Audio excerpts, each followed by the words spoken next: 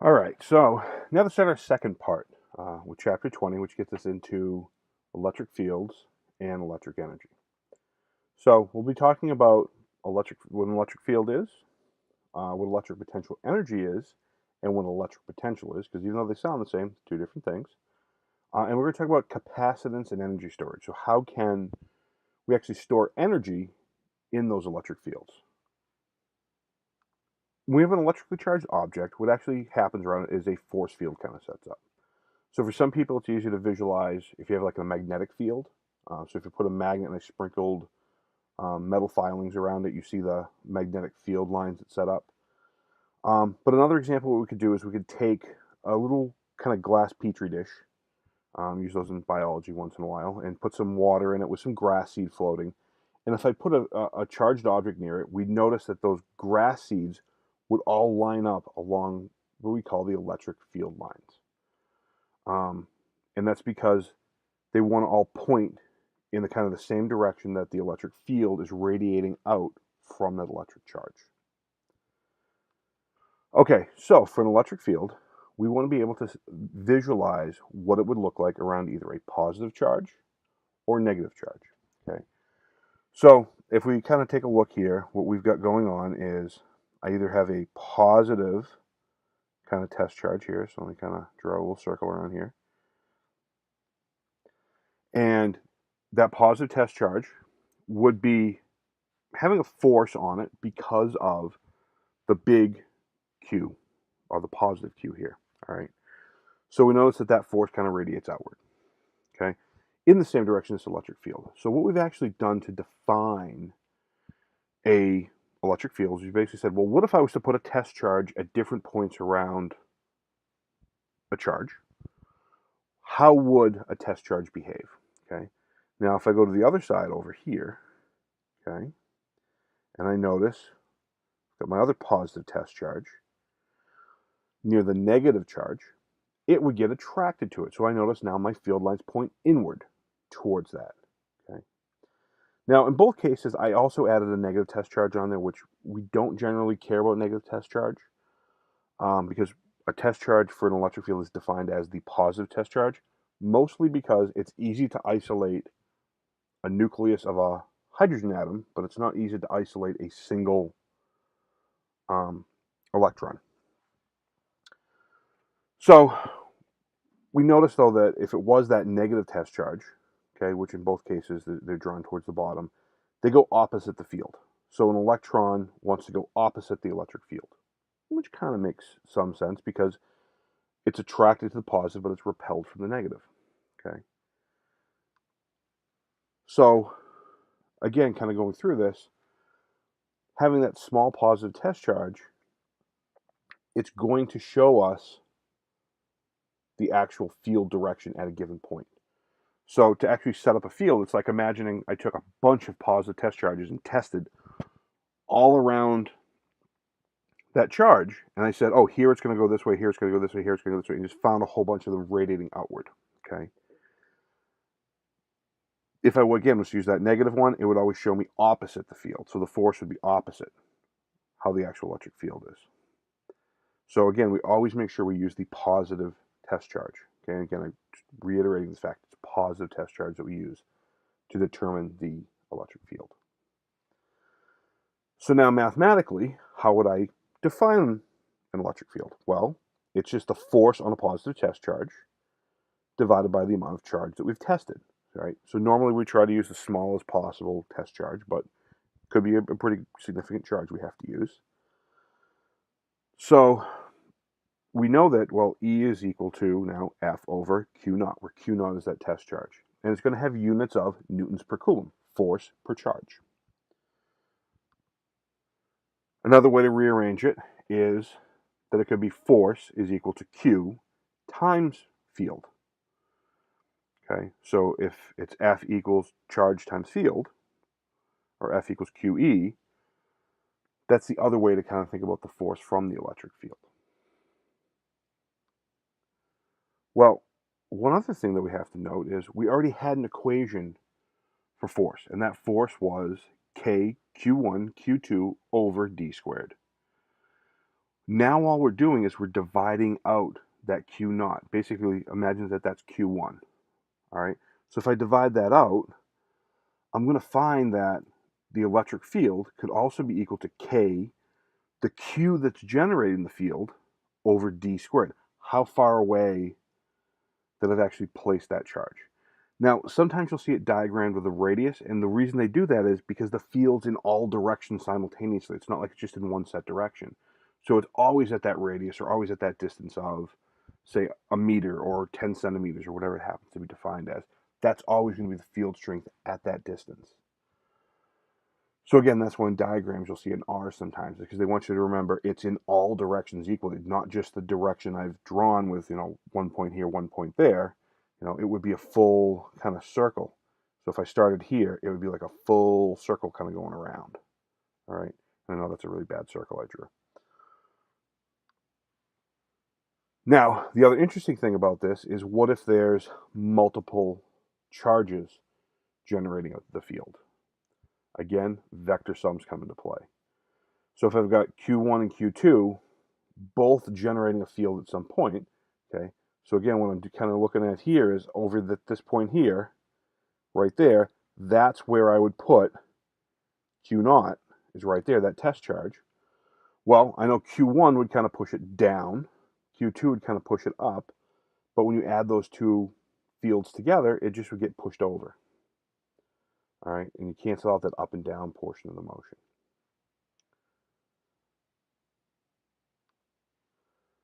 So kind of here's the key rules about drawing an electric field. So electric field lines always point in the direction of the electric field, kind of going outward. They always start at a positive and kind of go off to infinity. They always end at a negative or kind of go off to infinity. Electric field lines are closer when your electric field is stronger, when you have a greater magnitude.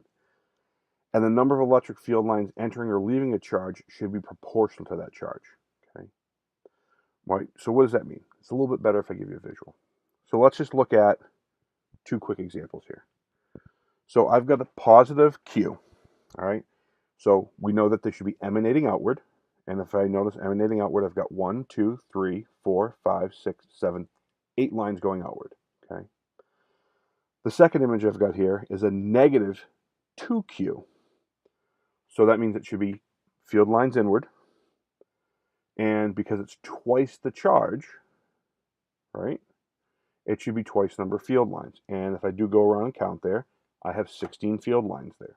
All right. So we're kind of holding true to that pattern of drawing. Now, in both of these cases, they're either going off to infinity or coming from infinity, because I've drawn these as if they're an isolated system, okay? As if they're not interacting, like it's two separate cases. However, in the real world, you get things like this, right? You get two charges near each other, and that's when things start to get really interesting, because when they get to different points, you might not get perfect lines outward. They might start to curve in towards each other. You get them so they kind of push out away from each other. You'll get zones like kind of over in this one here, we're like right here. Well, you might not have any field, right? Because all the lines are pushing away from each other. It's like a perfectly field-free area.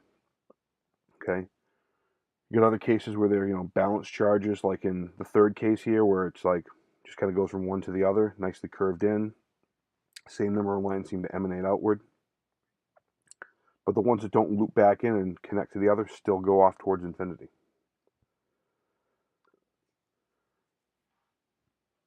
So now, another very important piece for us to understand is it doesn't have to be a single point charge, because, again, you don't normally just get isolated charges. They're normally on something, right?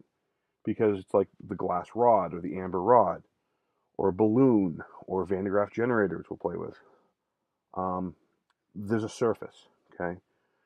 So it's really important that we start to understand that when you have a kind of surface, and we assume that's infinitely large, that the charges are going to spread out as far apart as they can from each other, okay? And in that case, you'll get field lines that will be basically perpendicular to that plate, okay, if it's a flat plate, all right? This gets really important when we start talking about the idea of capacitance a little later on.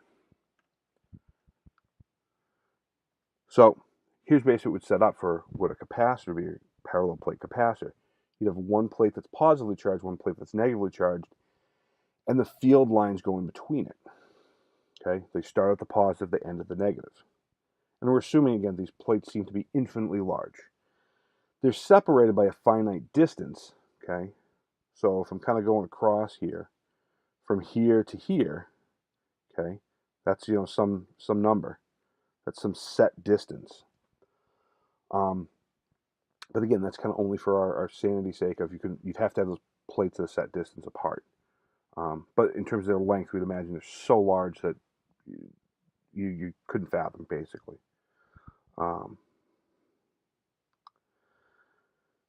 Whereas, like with the Van de Graaff, we get a sphere, all the charges go out towards the outside as far as they can go from each other. Okay. So in this case, we've lost some electrons in this sphere, so all the positive is trying to spread itself out as far as it can from itself. All right. But now this brings us to another interesting idea, the idea of electric potential energy. And we'll also start talking about electric potential. So let's say that I start with a positive charge and a negative charge. And we're going to imagine this in our minds that there's like some sort of spring in between them, right? Because we know that there's an attractive force. We know that they want to go back towards each other, right? No matter how hard we pull them apart, they want to go back towards each other, all right? So there's a force there. There's a force of attraction, okay? And that force of attraction varies because the closer they are, it's stronger. The further apart they are, it's weaker, right? Because of the whole K, Q1, Q2 over D squared. So the minute I let go of them, they'll race back towards each other. Now, if we think about that, we have a force over distance. Force over distance, we know that's work. Same idea, what if we had two positive or two negative charges, right? I'd actually have to force them together. I'd have to do work to push them together some distance. So I'd have to, it's like compressing a spring. I'm adding a force to push them some distance, okay, to store energy, to do work on them, all right? The minute I stop that, I let go of them, they push apart again, right? Because they don't want to be in that state. They don't want to be compressed. They don't want to be near each other. They don't like being near each other. They want to be repelled from each other, okay? So visually what's happening is they're trying to go from one place to another, okay? Because we know that work is, again, kind of like a force times a distance. And one way to write force, other than doing the whole K, Q1, Q2, is I can think of my force here as QE, the charge that I've put in the field that I've put it, okay? Now, we know the work that I'd have to do is opposite the field. Because if I wanted to kind of go over here, if I wanted to get this to go this way, to do work on it, I'd have to go some negative distance, all right? And that's why I define the work as negative QED. Because I'd actually have to push it towards, okay, up here somewhere is that big imaginary positive charge that's generating the field, right? Okay, it's coming from a plate though, because we get those nice parallel lines there. But I'd have to push it that way to do the work. So that's why the work would be negative QED. So our change in potential, which, again, don't kind of freak out a little bit here, but I'm going to use a different symbol here for potential, using a delta U, E, for change in potential energy, so we're not getting confused with too many P's and things like that. But the reason they use a U sometimes in physics is it looks like they call it a potential well. So imagine getting stuck down the bottom of a gravitational well. It would kind of look like a U that you're in. They do that for electricity too. So that work would be kind of equal to a negative work, that change in potential. So that means delta UE is just QED. kind of when we hash everything out. So we're kind of down over here. All right.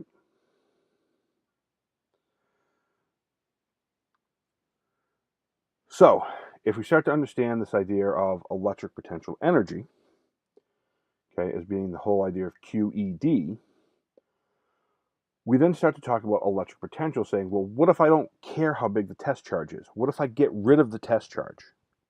All right. So if I get rid of the test charge, I get left with kind of this idea that V is equal to the UE over the Q. All right. So electric potential is basically saying electric potential energy, the UE, per that test charge. So I'm canceling out that test charge that I'm actually moving the field. All right. And electric potential, okay, the V, is normally referred to as voltage. Okay. Partially because it gets confusing when you're saying electric potential energy and electric potential. They kind of sound the same. So electric potential is voltage, as far as we're concerned. And the unit is volt. It's named after Alessandro Volta. He's famous for inventing kind of the battery, modern batteries we know it, the celled battery. And the units we're dealing with there are joules per charge. So 1 volt is 1 joule per coulomb. All right. So if I've got a 1 volt battery, that means it's capable of doing 1 joule of work for every coulomb of energy it has. Okay. So if I needed to do 1 joule, I'd have to have 1 coulomb of charge move through a 1 volt electric potential, as we call it. But now, if we have a 1.5 volt battery, that would mean that it could do 1.5 joules of work for every coulomb of charge that flows through it. Okay. But now, wait a minute. We've got all kinds of different 1.5 volt batteries, right? We've got A's, which you really don't see that many of. But the AA, the AAA you're used to seeing, right? You got C's and D's. Those are all 1.5 volt batteries. But what makes them different is how much charge they can flow. Okay? They've all got the same electric potential, the same voltage across their terminals, but it's the Q that's different. The amount of charge that can move from one terminal to the other. Okay? And that's what's really important about them. So, kind of another general way to view this is if I change my electric potential, it's a charge that's moving in a change in voltage or a change in electric potential. Okay. So you've got different systems. You got high voltage systems or low voltage systems. Okay. So what a high electric potential system or high voltage system means is that there's a large kind of difference between those two charges. Right. It's like you're holding one at a much greater distance than the other. Whereas a low electric potential means they're a lot closer. Okay. It means they can't move quite as, energetically. But one of the big things people always say is, well, what's going to harm you more? The high electric potential or low electric potential? And the answer is, it just depends on how much Q you're moving. All right. Example of that, we're going to, again, play with the Van de Graaff generator. Van de Graaff generator is about 50,000 volts or more. You get shocked by that, you're fine. Okay. In most cases. You can get shocked by other things that are even higher voltage. So Tesla coils, you get zapped by a Tesla coil. Don't recommend it. It still can cause some neurological damage. You don't realize it because of the frequencies it's at. But you get hit by one of those, even higher voltages, you survive. But low electric potential, you could, again, touch a 12 volt car battery, but because it's got a lot more charge there, a lot more Q, low potential, but that low potential with more Q, it's still got more energy there to go through you, and it still can harm you more than the high potential. Okay. So the other cases that, again, we're not used to dealing with are, what if they're the same charges? So 2 positives, 2 negatives. So a high potential for the same would be two like charges that are very close together.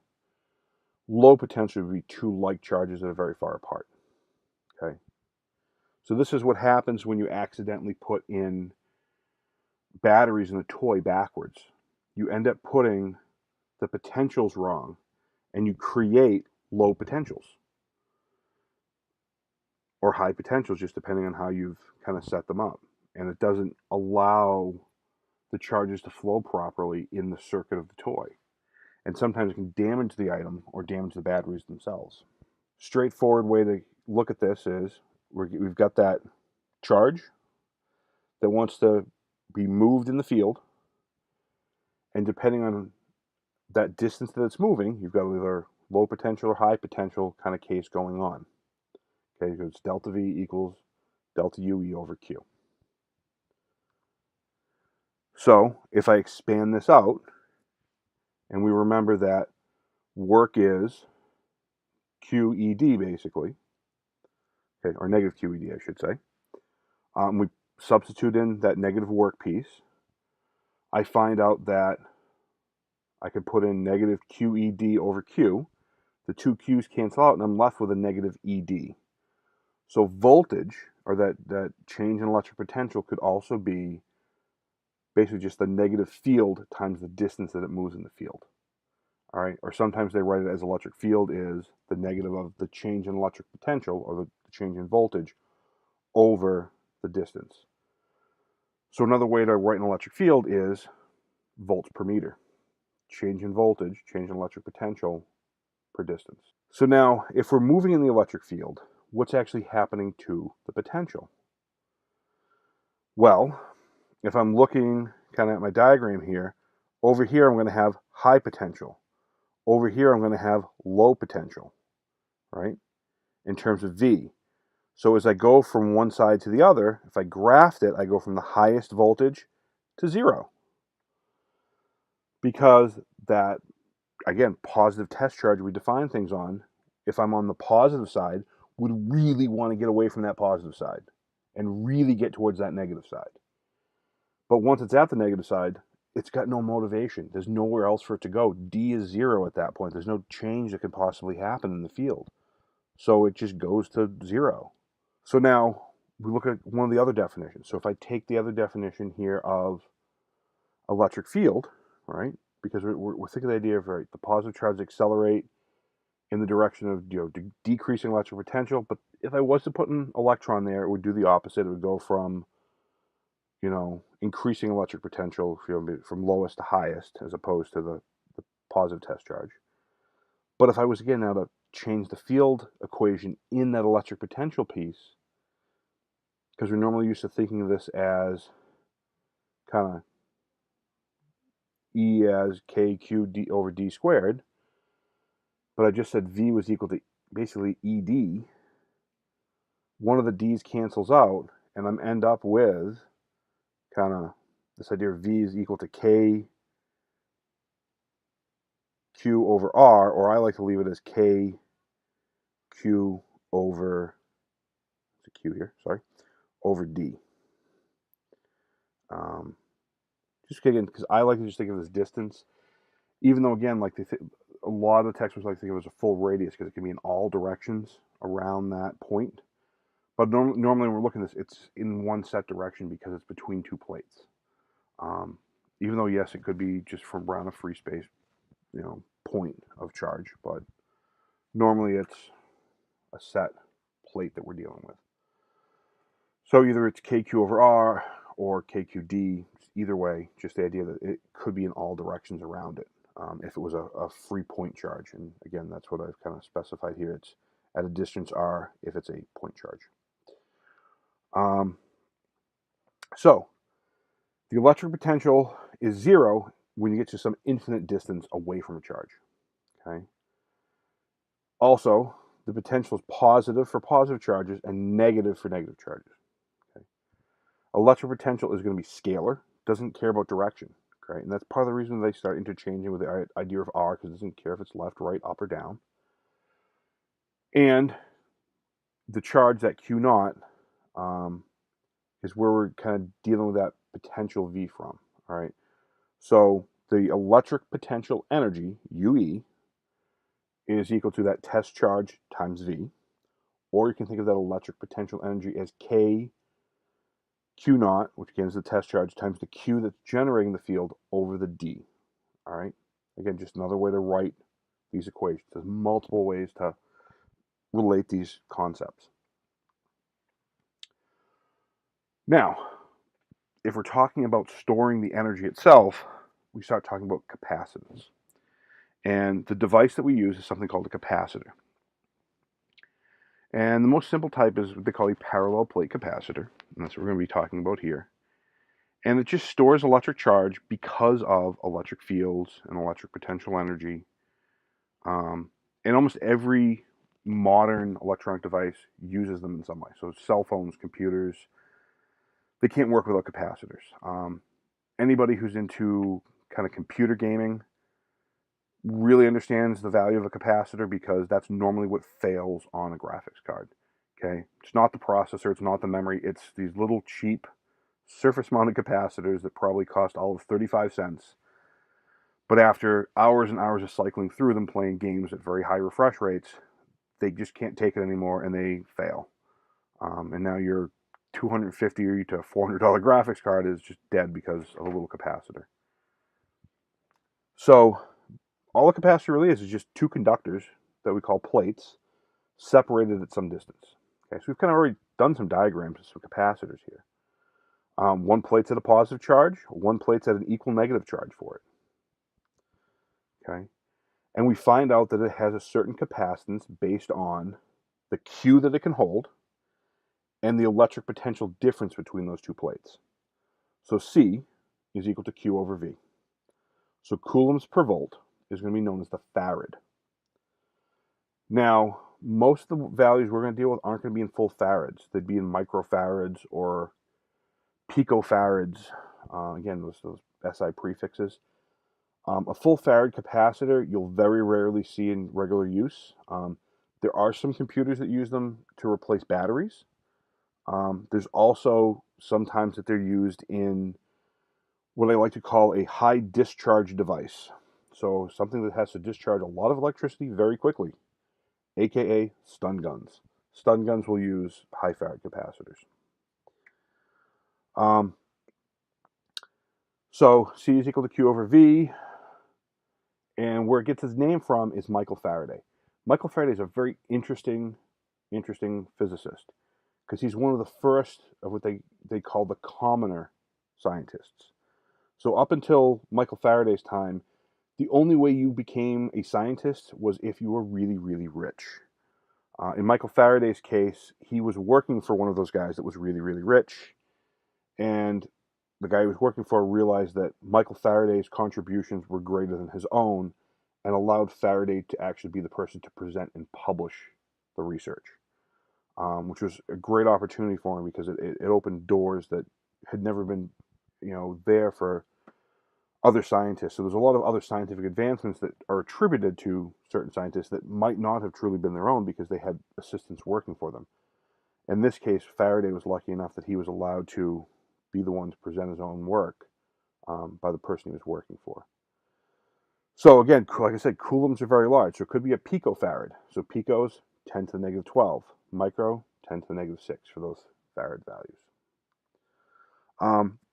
Biggest analogy I've always had for this is like tanks of water. So I've got a big tank of water. That tank of water has some depth. That's like the potential difference. And there's a certain amount of water in there. That's the Q. That's the amount of water stored. And that tank, because it has some area, some cross-sectional area, has a capacitance. And you know how much capacity that tank has. So now I have another tank, just similar to it. All right. So basically, I'm kind of looking at this. This tank and this tank are the same. But I make a smaller tank in terms of its cross-sectional area. All right. It's going to have the same potential difference because the water's at the same height.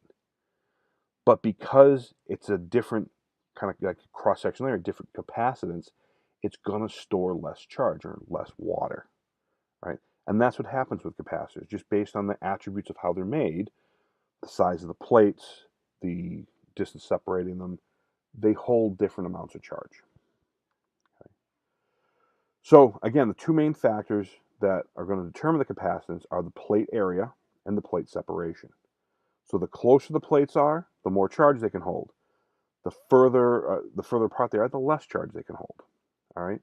The bigger the plates are, the more charge they can hold. So because of this, if we increase those area of the plates, the capacitance is going to go up. This is like adding capacitors in parallel, because if I put two capacitors next to each other, it's like adding the plate sizes together. So capacitors added in parallel just add together, like the capacitance of one plus the capacitance of the other, just keep adding together. Whereas if we have them in series, where it's like separating the actual distances the plates are apart. So it's kind of hard to see here, but this here should actually equal 1 over C series. For some reason, when it loaded in, it shifted the graphic over. But basically, the capacitance is added as the reciprocal. So 1 over the first capacitance plus 1 over the second would equal 1 over in series. Because when you're adding them in series, imagine that first plate. So if I've got kind of over here, I'm going to kind of sketch it. Got my first pair of plates, and then I got my next pair of plates. All right. My distance becomes from like here to here. All right. Whereas before, it would have been like just from here to here. Okay. So I've increased the distance, so therefore I've reduced the capacitance. It's kind of what happens. All right. Now, as for the energy storage, again, if I take the equations we already have, we do some rearrangement, funny math you don't need to worry about, and the fact that they don't start fully charged, they start at 0 and they go up to a charge of QV, we find out that the potential, electric potential energy, UE, is equal to 1/2 of QV. All right. And that's again because they start out not fully charged. So it's like this idea of we're ramping up. We start at 0 and then we ramp up to the QV kind of deal. So it's like this area under here. That's why it's 1/2 of QV. That's why they don't store the full amount. Another way to think of it is because half the charge is one plate, half on the other. It's like halfway in between. That's the other way to think about it.